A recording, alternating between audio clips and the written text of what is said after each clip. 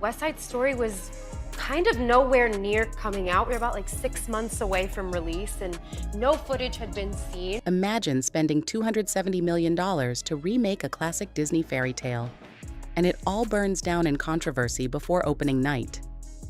The Snow White 2025 disaster was more than just bad reviews.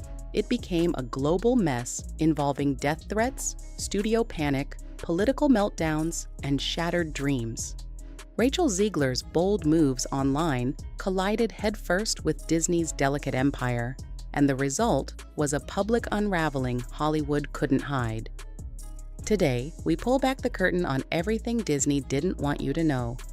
This isn't just about Snow White, it's about how the Magic Kingdom broke its own spell. Rachel Zegler wasn't just living a dream, she was supposed to be Disney's next big thing. Fresh off her West Side Story breakout, she had the world at her feet.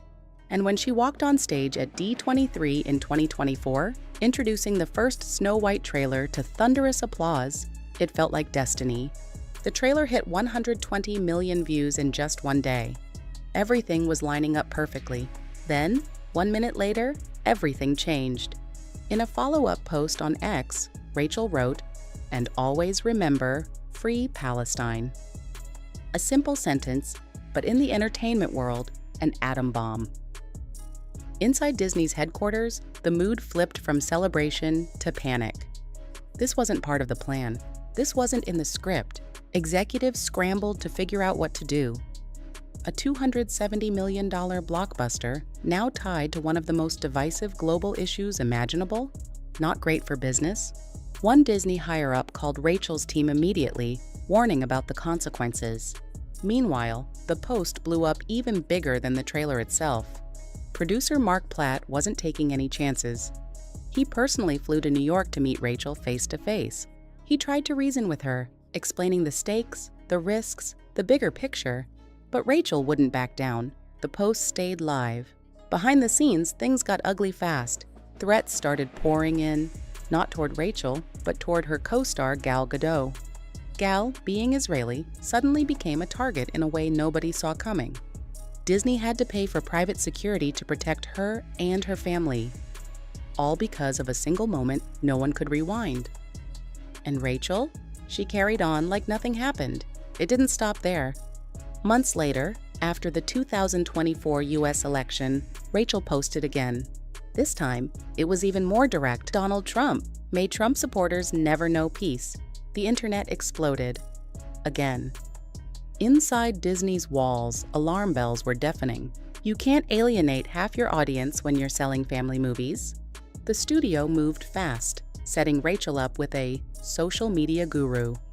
Every post needed vetting before it went live. It wasn't damage control. It was survival mode, but it was already too late. The public perception of Snow White had shifted completely. What was supposed to be a sweet fairy tale became a cultural battlefield. Fans weren't excited. They were exhausted. Families hesitated. Parents looked for something safer to take their kids to. And when Snow White finally opened, the numbers told the story better than words could. $87 million global opening. Sounds decent until you realize Warner Bros.' Joker, Folie à Deux, did more with a much smaller budget. Snow White had cost Disney $270 million, and it wasn't even close to paying off. The math was brutal. A rival studio executive summed it up best. That movie should have been a billion-dollar event. Instead, it's a warning sign. And when you dive deeper, it's clear Snow White wasn't just one mistake. It was a slow-motion train wreck. COVID delayed filming. Production fires added millions to the budget. The actors' strike canceled critical reshoots. By the time cameras stopped rolling, Snow White felt less like a blockbuster and more like a stitched-together patchwork, and audiences could feel it. Meanwhile, Disney's live-action machine, once unstoppable, was sputtering. Dumbo flopped. Maleficent, Mistress of Evil, underperformed. Peter Pan and Wendy went straight to streaming. The golden formula? It wasn't golden anymore. People were getting tired of recycled classics. They wanted magic, not lectures. And Snow White, it felt more like a lecture. To make matters worse, the reviews were savage. Critics called it clumsy, soulless, and painfully self-serious. Gone was the charm. Gone was the whimsy. In its place, a movie trying so hard to say something that it forgot how to make anyone feel anything. Families skipped it. Young adults didn't care. And longtime Disney fans, the ones Disney needed the most, didn't just walk away, they ran. Behind the scenes, the blame game started. Was it Rachel's fault for going rogue online, or Disney's fault for letting things spiral instead of stepping in early? Some insiders say Disney never should have let Rachel set the narrative. Remember her D23 comments about the original 1937 Snow White, where she joked that the prince literally stalks her? It landed terribly, and Disney said nothing. A veteran agent put it simply, "The first time she shot her mouth off, you shut it down. Instead, they let it fester." And fester it did. Meanwhile, Gal Gadot played it differently. Her posts about Israel stayed focused, calling for civilian safety without tying it directly to the film. She separated her roles from her personal beliefs. Rachel didn't, and audiences noticed. It wasn't that fans didn't care about real-world issues. They just didn't want them shoved into a space that was supposed to be pure escapism. Not every movie has to be a political statement. Sometimes people just want magic, and Snow White didn't deliver. The saddest part? Rachel and Gal reportedly got along great during filming. There wasn't the behind-the-scenes catfight the tabloids wanted you to believe. The real battle wasn't between them. It was between Disney's brand and a world that had changed faster than anyone realized. And Disney? They didn't know how to keep up. They tried to market nostalgia while trashing the original. They tried to ride progressive waves without understanding their audience. They tried to sell magic without delivering heart. And it didn't work. Snow White's failure isn't just about one bad movie. It's a symptom of a bigger disease. The Disney magic, the real, untouchable brand power they built for nearly a century, is slipping. And nobody seems to know how to stop it. Because the truth is simple.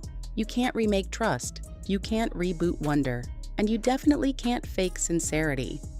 Audiences are smarter than studios give them credit for. They can spot pandering, they can spot disrespect, and they can tell when a company values a message more than the people it's speaking to. Snow White wasn't just a bad idea, it was the culmination of years of ignoring warning signs. And now, the kingdom isn't just cracking, it's crumbling. If Disney, with all its money, all its history, and all its power, can't fix this, what does that say about the future of Hollywood? Maybe the age of endless remakes and surface-level progress is over. Maybe audiences are ready for something real again, something with heart, something that dares to believe in magic, not just manufacture it. Because once trust is broken, once the magic fades, it's almost impossible to get it back. Now, I want to hear from you. Do you think Disney can still fix the damage? Or is this the beginning of the end for the company that once ruled imagination itself?